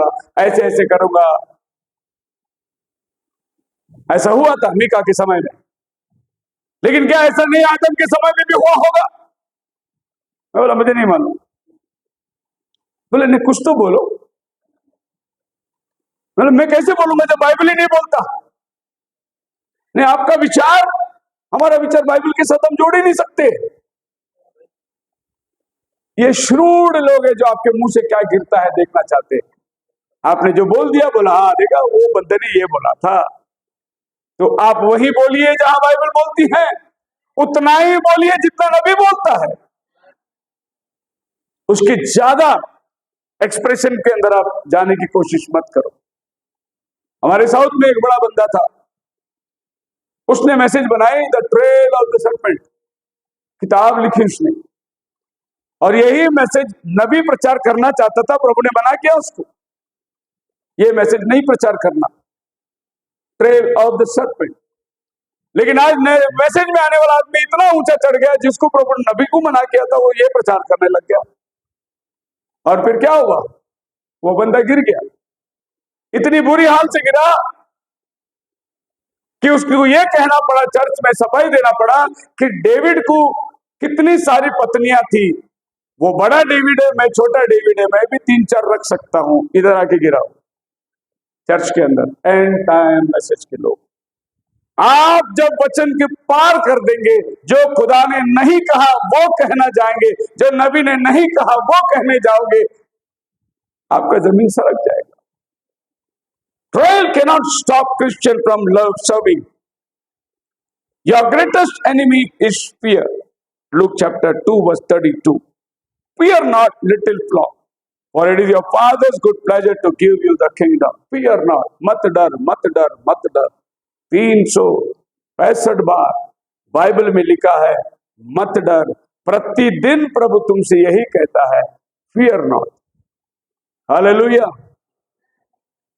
लेकिन यही फियर को आप बाइबल में पढ़ो, the fear of the Lord is the beginning of the wisdom. मतलब यह है, एक जगह खुदा बोलता है मत डर, और एक जगह बोलता है खुदा का डर। ये दोनों भी पहचानना बहुत जरूरी है। खुदा का डर क्या है और मत डर वो डर कौन सा डर है। एक वो डर है जो खुदा के पास हमें ले जाता है, और एक वो डर है जो आपको पाप से दूर रहना है। वो डर आपको संसार से बचाता है, और वो डर आपको खुदा के पास में। प्रभु ने बोला don't fear the great hindrances. If the church only knew its position, and the greatest hindrance in the church is fear. They are afraid that just won't work well. सबसे बड़ा घबराहट आज कलीसिया के अंदर ये है, वो घबरा रहे हैं, वो डर रहे हैं। चर्च में एक फियर है, it just won't work for you that way. It will not work that way. It must be absolutely believers, not make believers, but believers in your heart. बनावटी नहीं, असली विश्वासी होना चाहिए, तब आपके जीवन में कोई भी बाधाएं नहीं आएंगी। Recognizing your authority. Well, I am afraid the church doesn't know their authority. I am afraid Holy Ghost born man doesn't realize their authority and the authority that God has permitted to His church. We are below our privilege. हम अपने हक के नीचे जी रहे हैं। हमें अभी तक अपना सामर्थ्य को समझ नहीं पाए, हमारे को परमेश्वर ने दिए हुए अथॉरिटी को समझ ना पाए। हम लोग अपने प्रिविलेज के नीचे जी रहे हैं। नबी कहता है एक बार आप अपने प्रिविलेज को जान लेंगे कि आप कौन हैं, माहौल बदल जाएगा। आप वो नहीं रहेंगे जो आप हैं, आप वो बन जाएंगे जो आपको बनना है। हम अभी भी प्रिविलेज के नीचे जी रहे हैं। जरा सा भी तकलीफ हो गई, फोन लगाओ डॉक्टर को। हमारा प्रिविलेज हमको मालूम नहीं है। यदि विश्वास करे, एल्डर आकर तेल लगा के प्रार्थना करे, विश्वास की प्रार्थना के द्वारा रोगी बच जाएगा। ये वाला प्रिविलेज हमको नहीं मालूम है। हमको वही मालूम है जो स्पेशलिस्ट बैठा हुआ है, उससे अपॉइंटमेंट ले लो, डॉक्टर के पास पहले जाओ। We are living below our privilege. अपने प्रिविलेज के ऊपर, I will give these keys to the kingdom. Whatever you bind on earth will be bound in heaven. Whatever you loose will be loose. I give you power over serpents, over the kind of diseases and everything. Nothing shall harm you. पत्रस, स्वर्ग के राज्य की कुंजियां मैं तुझे दे रहा हूं। कितना बड़ा प्रिविलेज है। तू जो पृथ्वी में बांधेगा वो स्वर्ग में होगा, जो तू पृथ्वी में निकालेगा वो स्वर्ग से निकाला। इससे बड़ा और क्या प्रिविलेज है दोस्तों। स्वर्ग की चाबी प्रभु आपके हाथ में दे रहा है। आप अपने घर की चाबी किसके हाथ में देंगे? आपकी गाड़ी की चाबी किसके हाथ में देंगे? जिस पर आपको भरोसा है, जिस पर आपको यकीन है कि इससे मुझे कोई खतरा नहीं, ऐसे आदमी को आप चाबी देंगे। खुदावन यीशु मसीह धरती में उतर कर पतरस को कहता है, स्वर्ग की चाबी मैं दे रहा हूं कलीसिया को। इस पत्थर पर मैं अपनी कलीसिया बनाऊंगा। उसको प्रभु स्वर्ग की चाबी दे रहा है। बोलो हालेलुया। आज एक चाबी लगा दी है कल शाम को, और आज 6 लोग बपतिस्मा लेने वाले। प्रभु ने स्वर्ग की चाबी आपके हाथ में दिया। पश्चाताप करो, पाप की क्षमा के लिए प्रभु यीशु के नाम में बपतिस्मा लो, तो तुम पवित्र आत्मा का वरदान पाओगे। चाबी लगा दी। रोमन कैथोलिक लोगों ने इसको गलत समझ लिया। उन्होंने पतरस के हाथ में एक बड़ी गिटार जैसे चाबी देके खड़ा कर दिया। क्या तो ये पतरस को चाबी दिया है? फिर पोप साहब के सर के ऊपर उन्होंने वो चाबी रख दी, वो चाबी उल्टी चाबी रख दी है। आपने गलत समझ लिया, ये वो चाबी है जो आसमान का राज्य का जो अधिकार है प्रभु ने अपने कलीसिया को दिया है। तू जो पृथ्वी में बांधेगा वो स्वर्ग में होगा। आप कहां पर बैठे हुए? माउंट जायन देहरादून में नहीं बैठे हुए, हम सब प्रभु के स्वर्ग राज्य में बैठे हुए लोग हैं। We are in heaven, hallelujah. उसकी प्रेजेंस में हम लोग बैठे हुए हैं। यही वो चाबी प्रभु ने पता। Exercise your faith, let it loose, let it have this way, God will grant it to you. Exercise your faith, अपने विश्वास को कसरत में लगा लो। मैं विश्वास करता हूं करके मत बैठिए, विश्वास कसरत में उतरना जरूरी है। पौल कहता है अखाड़े में लड़ने वाला अगर नियम के अनुसार ना लड़े तो वो मुकुट नहीं पाता। फिर वो कहता है मैं अच्छी कुश्ती लड़ चुका हूं, भविष्य में मेरे लिए मुकुट है, मेरे लिए नहीं, वरना जो भी इस दौड़ में दौड़ते सबको मिलने वाला है मुकुट। अपनी फेथ को उसने एक्सरसाइज में लगाया, इसीलिए वो कहता है मैं पहलवान की तरह लड़ा है, मैं अच्छी कुश्ती लड़ चुका हूं। आपको और हमको प्रभु लड़ने के लिए कहता है। लॉन्ग एक्सपेक्टेशन इस मैसेज में प्रॉफिट कहता है कि B prayer is the key and that's the answer. Prayer changes things. Prayer is the most powerful weapon that ever put in the control of human beings. अगर इंसान के हाथ में कोई बहुत बड़ी ताकत प्रभु ने दिया है तो वो है प्रार्थना। और यही चीज जो हम लोग दूर रह जाते हैं, हम लोग प्रार्थना में प्रभु के पास बहुत कम समय बिताते हैं। There's no atomic bomb, there's no hydrogen bomb powerful as prayer. Wow! Atomic bomb, hydrogen bomb, आपको मालूम है अभी रशिया ने बॉम्ब बनाया, मोआब, MOAB, बड़ा हाइड्रोजन बॉम्ब बनाया। ये लोग सब नाम बाइबल से ले रहे हैं। मोआब डिस्ट्रक्शन में जाने वाला है। वो लोग कितना भी बड़ा बॉम्ब बनाए, प्रभु ने आपके पास एक सबसे बड़ा हथियार दिया। और बाइबल के दिनों में हम देखते हैं क्या हुआ। हामान फांसी में लटकाने के लिए मोर्देकै का इंतजाम कर दिया। अब कोई गुंजाइश ही नहीं कि कोई इसे रोक सकते। राजा ने मोहर दे दिया, लेकिन मोर्देकै एस्तर को चिट्ठी लिखता है, बचाओ तो कहीं से भी आएगा, पर तेरा क्या होगा। और एस्तर बोले आज से 3 दिन उपवास। और एस्तर बंद कमरे में बैठ के क्या की? सिर्फ प्रार्थना। हालेलुया। देश का कानून ही बदल गया। हामान मोर्देकै की जगह खुद ही लटक गया। प्रभु वो हालात को बदल देता है। उस रात राजा बेचैन हो गया। एक भी बार एस्तर की किताब में प्रभु का नाम नहीं लिखा है, लॉर्ड करके भाई एस्तर की किताब में, लेकिन ये पूरी किताब को चलाने वाला वही लॉर्ड चला रहा है। राजा को बेचैनी हो गई। उस रात राजा को नींद नहीं आ रहा है। उसने लाइब्रेरियन को बुलाया, भाई कोई स्टोरी सुना मुझे। और लाइब्रेरियन जा रहा है अभी लाइब्रेरी में किताब निकालने के लिए। पवित्र आत्मा उसका हाथ पकड़ के वही किताब निकाल रहा है जिसमें मोर्देकै का स्टोरी है, और वो लाकर राजा को स्टोरी सुना रहा है। एक बार राजा की हत्या की हानि, लेकिन मोर्देकै ने बचाव के लिए रास्ता बनाया। तो राजा खुश हुआ, बोले इस मोर्देकै को कुछ इनाम मिला है क्या? बोले नहीं राजा, नहीं मिला, क्योंकि वो यहूदी था। तो उसने आवाज दी हामान को बुलाया जाए। और हामान इधर कॉलर टाइट करके आ रहा है, अभी मैं बस राजा मेरे को प्रतिष्ठा कर देगा। और वो गया अंदर। राजा ने बोला जो आदमी राजा के साथ भलाई की उसके साथ क्या किया जाए। हामान ने सोचा अपने बारे में सबसे बड़ा से बड़ा क्या, उसको गधे पे बिठाया जाए, उसको पूरी शहर घुमाया जाए, उसके गले पे माला पहनाया जाए, और कहे कि जो राजा प्रसन्न है वो आदमी के साथ ऐसा ही किया जाएगा। अपनी पूरी सपना देखकर उसने राजा को वर्णन किया। हामान को बोला जा ऐसा ही कर मोर्देकै के लिए, जिसके लिए उसने फांसी का फंदा बनाया था, जा तो ऐसा ही कर उसके लिए। बेचारा सर झुकाकर बाहर निकला। मोर्देकै को गधे पे बिठाना पड़ा। और ये सबके पीछे एक ताकत थी। एस्तर 3 दिन प्रार्थना में बैठी हुई थी। एटम बम भी फेल हो जाएगा, खाली प्रार्थना की ताकत प्रभु ने आपको दिया है। आप मेरे साथ है, सब कंट्रोल प्रभु करता है। लाइब्रेरी से किताब निकाल कर प्रभु देता है। और वही स्टोरी की किताब राजा को नींद से बेनींद खुदावन करता है, प्रभु की योजना चलती है।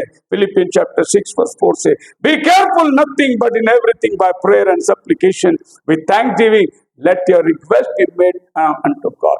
कोई भी चीज में ध्यान रखिए, बी केयरफुल फॉर नथिंग, किसी भी बात सावधानी बरतना, ये करना। आपको मालूम है इस कोरोना काल में जितना ज्यादा सावधानी लिया वो पहले मरे।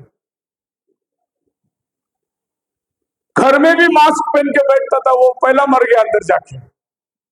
और जो बेफिक्र रहे, बेधड़क काम कर रहे थे, प्रभु उन सबको बचाया। बी केयरफुल फॉर नथिंग, जो भी है परमेश्वर देख लेगा, परमेश्वर संभाल लेगा। बोलो हालेलुया। हम लोग एक बार अहमदनगर जा रहे थे, हमारी गाड़ी के अंदर स्पीकर सब पीछे बहुत मजबूत और पूरी गाड़ी लोडेड, और हम लोग मालशेत घाट चढ़ रहे थे। सबसे खतरनाक घाट है। जब हमारी गाड़ी चल रही थी, गाड़ी थोड़ी स्पीड में थी, रात का टाइम था, 11-12 बजे का टाइम, और रोड में रेत पड़ी हुई थी। और जब हमने किनारे से टर्न लिया, गाड़ी घूम गई। घूमते घूमते रोड में ऐसी 3 चक्कर लगाए और नीचे खाई में उतर गई रिवर्स में। मैं स्टीयरिंग में बैठा हूँ, गाड़ी ऐसी नीचे उतर के जा रही है पीछे, और पीछे जाकर एक झाड़ में वो लटक गया गाड़ी। मेरे पास फोटो है मोबाइल में, आप देख सकते हैं। इतनी सी एक पेड़ पे गाड़ी लटकी हुई है। फिर हम लोग ये वाली दरवाजा खोल के सब धीरे धीरे, मैं सिस्टर आगे बैठे थे, पीछे ब्रदर लोग बैठे थे, सब बाहर उतर कर रोड में आके खड़े हो गए। और गाड़ी देख रही है नीचे खाई में पड़ी है, कम से कम 100 फुट के नीचे। और सब गाड़ी वाले आने जाने वाले रुक गए, वो हमको देख रहे, बोले कितने मर गए, अभी हुआ एक्सीडेंट? मैं बोला अभी हुआ। निकाला क्या उनको बाहर? मैं बोला नहीं, हम ही लोग थे उसमें। आप ही लोग? बोले हॉस्पिटल लेके जाना है किसी को? बोला नहीं, कुछ नहीं हुआ, एक खरोच नहीं बदन। एक एंजल के जैसा एक आदमी उधर आया, पता नहीं बुलेट गाड़ी में आया, उसने देखा, बोला साहब आप गाड़ी चालू करके देखो चलता है क्या। फिर मैं गया गाड़ी में, ऊपर से चढ़ के अंदर उतर कर शेल्फ मारा, गाड़ी चालू है। बोले फिर मैं इंतजाम करता हूँ। वो खुद गया आगे गांव के अंदर, जाकर ट्रैक्टर रस्सी सब लेकर आया, फिर रस्सी बांधे और हम लोग गाड़ी रोड पे खींचा। रोड पे खींच के स्टार्ट करके सब चेक किए, पानी वानी रेडिएटर वगैरह कुछ भी नहीं गला, शेल्फ मारा। मैं बोला चलो आगे जाते हैं, और हम लोग आगे घाट चढ़ के निकल गए। सवेरे 8 बजे अहमदनगर में पहुंच गए। कन्वेंशन जोरदार में हो गई, लेकिन रात को जिसने यहाँ फोटो निकाल के चर्च में डिस्ट्रीब्यूट किया था, सारा चर्च परेशान। कौन चला रहा था, क्या हुआ क्या हुआ? अजी परमेश्वर तुम्हें खरोच भी नहीं आने देगा। और हम गाड़ी रोड पे लाए, गाड़ी इतनी पलटी मार के इतने घास के अंदर झाड़ी से गई, गाड़ी में एक खरोच भी नहीं। कौन तुम्हारा रक्षा करता है? खुदा। किसी बात की चिंता मत करो, परमेश्वर का है Philippians 4:9, but my God supply all your need according to his riches in glory by Christ Jesus. मेरा परमेश्वर जो धनी है वो मेरी सारी जरूरत को पूरा करेगा। John 14:1-3, let not your heart be troubled और believe in God, believe also in me. तुम्हारा मन न घबराए, किसी भी बात के लिए चिंता मत करिए, अपना सारा चिंता प्रभु पर डाल दीजिए। मैं उदाहरण देता हूं, हमेशा एक बार एक आदमी बैलगाड़ी से जा रहा था किसी गांव में, और एक आदमी सर पे बोझा लेके, वो भी उसी जगह जा रहा था। बैलगाड़ी वाले को तरस आई, गाड़ी खाली, उसने बोला भैया गाड़ी में बैठ जा, सामने का गांव में जा रहा, मैं भी वहीं जा रहा हूँ। और वो बंदा गाड़ी में बैठ गया और बातें करते करते पीछे मुड़ के देखा, वो बोझा सर में लेके बैठा हुआ था। इसने बोला भाई तुझे मैं गाड़ी में इसलिए बिठाया कि तेरा सर का बोझा हल्का हो जाए, इसीलिए तुझे गाड़ी में, तो सर नहीं, वो बैल को वजन ज्यादा हो जाएगा। अब दोनों भी बैठे। कभी कभी हम लोग की भी यही हालत है, आ गए प्रभु में, विश्वास कर दिए, मुझे मालूम है प्रभु महान है, फिर भी प्रॉब्लम है। किस बात का प्रॉब्लम है? नथिंग। एक सिस्टर प्रार्थना के लिए आई थी, पहली बार जब प्रार्थना करी उसके सर में दर्द था। नेक्स्ट संडे वो आई, मैं बोला कैसा सिस्टर? सर का दर्द ठीक हो गया, पेट का दर्द चालू हो। फिर प्रार्थना करा, प्रभु ने पेट का दर्द ठीक हुआ। तीसरा संडे आए, बोले घुटने में दर्द चालू।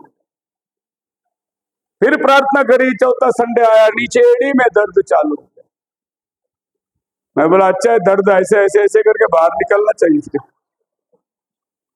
तो प्रभु इतना संडे उसको ला रहा है, 3-4 संडे में उसने वचन सुन लिया और बोला मुझे मालूम पड़ गया अभी मैं बपतिस्मा लेने को तैयार है। अगर पहला ही दिन सर दर्द निकल जाता, अगले संडे वो आती नहीं चर्च को। प्रभु आपको बार बार ला रहा है इसलिए कि तू वचन सुनते जा और तेरा मन को तैयार। प्रभु तुझे शरीर की चंगाई नहीं, तेरे आत्मा की चंगाई देना चाहता है, इसीलिए प्रभु तुझे बार बार बुला रहा है उसके साथ। एक बार किसी बीमार लड़के को चर्च में लाया गया, प्रार्थना करा, वो चला गया और उसके बाद में 2-3 संडे चर्च को आया ही नहीं। पास्टर मिला 8 दिन के बाद जब वहां बाजार में, अरे बेटा प्रेज़ द लॉर्ड पास्टर तो आया नहीं चर्च को। बोला पास्टर उस दिन मैं ठीक हो गया, बाद में मैं बीमार पड़ा ही इसीलिए नहीं आया, अब बीमार पड़ेगा तो आएगा चर्च में। प्रभु ऐसे विश्वासी को नहीं चाहता। तो चंगा रहे, बीमार रहे, तो भला रहे, अच्छा रहे, बुरा रहे, तो प्रभु की हमेशा तारीफ करता रहे। खुदावन आप सबको बड़ी आशीष दे। प्रार्थना के अंदर जाएं।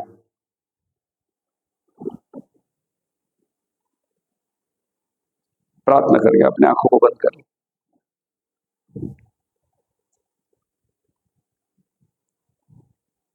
पत्थर बोल उठेंगे, पत्थर बोल उठेंगे, पत्थर बोल उठेंगे, पत्थर बोल उठेंगे, अगर तुम खामोश होगे तो पत्थर बोल उठेंगे। अगर तुम खामोश होगे तो पत्थर बोल उठेंगे। सब लोग खड़े हो जाएंगे। पत्थर बोल उठेंगे, पत्थर बोल उठेंगे, पत्थर बोल उठेंगे, पत्थर बोल उठेंगे, अगर तुम खामोश होगे तो पत्थर बोल उठेंगे। अगर तुम खामोश होगे तो पत्थर बोल उठेंगे। आत्मा को अपनी उंडेल दूंगा, मानव जाति पर मैं सारी, बेटे बेटियां नबूवत करेंगे, देखेंगे बूढ़े स्वप्न सारे।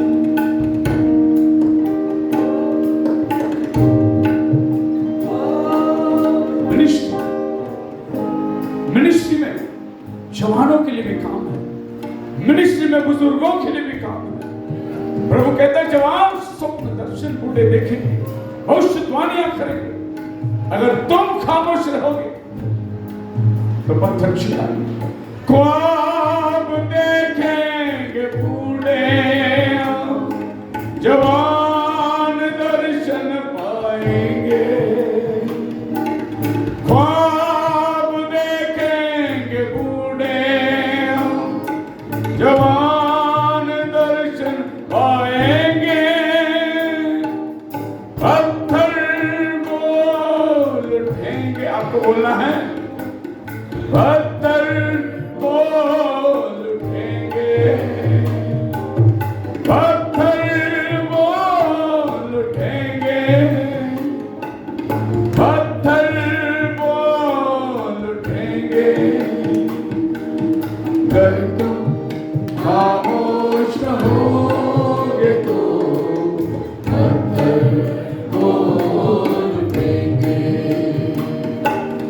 अगर तुम खामोश होगे तो पत्थर बोल उठेंगे। अपने दोनों हाथों को उठाकर प्रभु से बोलो, प्रभु मैं जान गया आज तू मेरे साथ मैं कभी ना घबराऊंगा।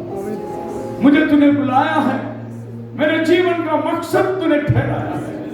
मैं आज जान गया प्रभु, वो टूटा हुआ खड़ा क्यों ना हो जो गलता है लेकिन बहुतों को जीवन देने वाला खड़ा बन गया।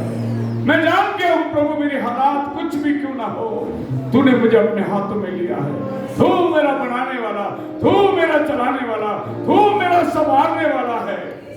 निश्चय अपना मुंह खोलकर खामोश मत रहिए, प्रभु से कहिए, प्रभु तुम्हारा प्रार्थना सुनने वाला परमेश्वर है। दुआ करते हैं।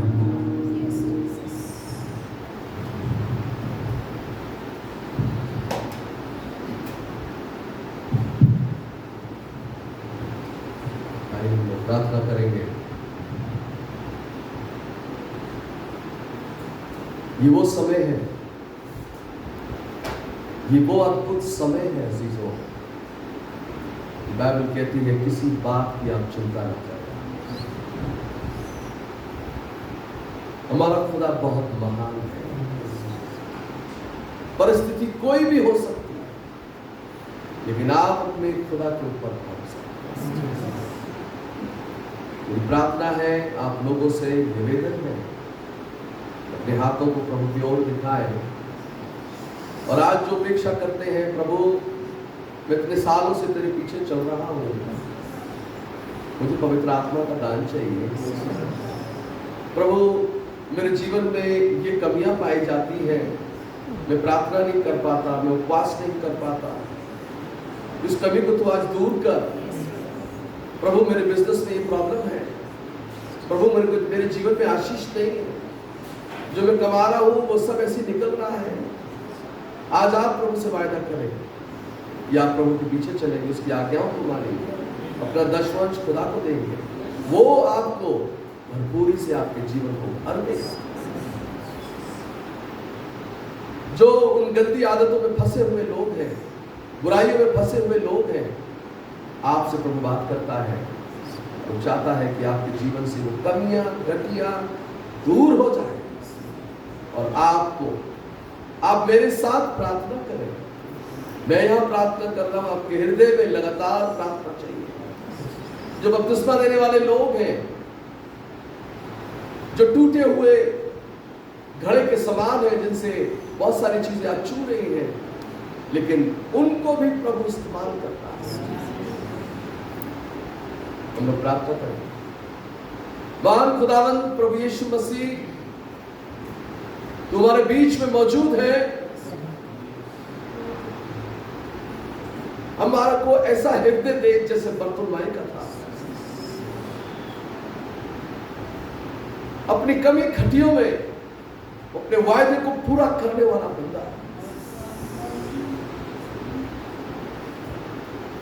तू शद्रक मेशक अबेदनगो जैसा हृदय दे प्रभु अपने लोगों को। कुछ भी हो, हम तेरे वचन को पूरा करें। हम अपने सर को किसी के आगे नहीं झुकाएंगे, लेकिन सिर्फ एक ही के आगे झुकाएंगे, वो जो महान खुदा यीशु मसीह।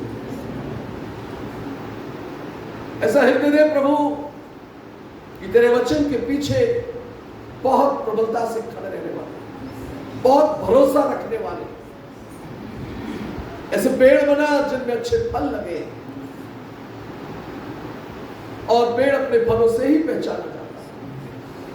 इसलिए प्रभु मेरी तुझसे विनती और प्रार्थना है, इस आखिरी दिन के अंदर जब तू लोगों से बातें कर रहा है, तो प्रभु जो बुराइयां, कमियां, घटिया पाई जाती है, वो लोगों के जीवन से यीशु मसीह के नाम में तुम लोग दबा हो, और लोग प्रभु जी आजादी को ले आए। ये आशीष के भागी है प्रभु, उन्हें अपनी आशीष से इनके जीवनों को भर दे प्रभु, क्योंकि इनके भागों में तूने आशीष को रखा है प्रभु। मेरी खासतौर से प्रार्थना है उन परिवारों के लिए जो परिवारों में गड़बड़ियां पाई जाती है, उनके अंदर अपने मेल मिलाप के आत्मा को भर दे, उनके अंदर हर एक को ऐसा हृदय दे प्रभु कि वो एक के में एक गले मिल के एक दूसरे से प्रेम करें, अपनी गलतियों को माने प्रभु, और तेरे पीछे होने की ताकत को दे। समय निकट है, बाप बेटे से दूर ना रहे, और बेटी मां से दूर ना रहे, परिवार में लोग मिलके रहे, बीच में प्रेम की आत्मा को तू दे प्रभु। घरों के अंदर वो अच्छे फल लगने पाए, जहां पर आनंद पाया जाए, जहां पर खुशी पाई जाए, जहां वचन की भरपूरी पाई जाए, उनमें प्रेम, आनंद, मेल, धीरज, कृपा, भलाई, नम्रता और संयम से वो जीवन भरे रहे प्रभु।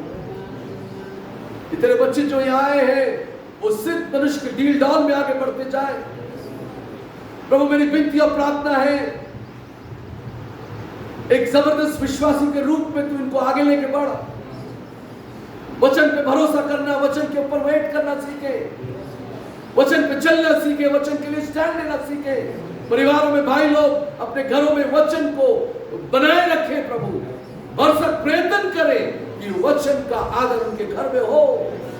ओ खुदा, कलीसियाओं में तू बेदारी को लेके आया है, यहाँ पर हर एक भाई और बहन बेदार होने पाया है।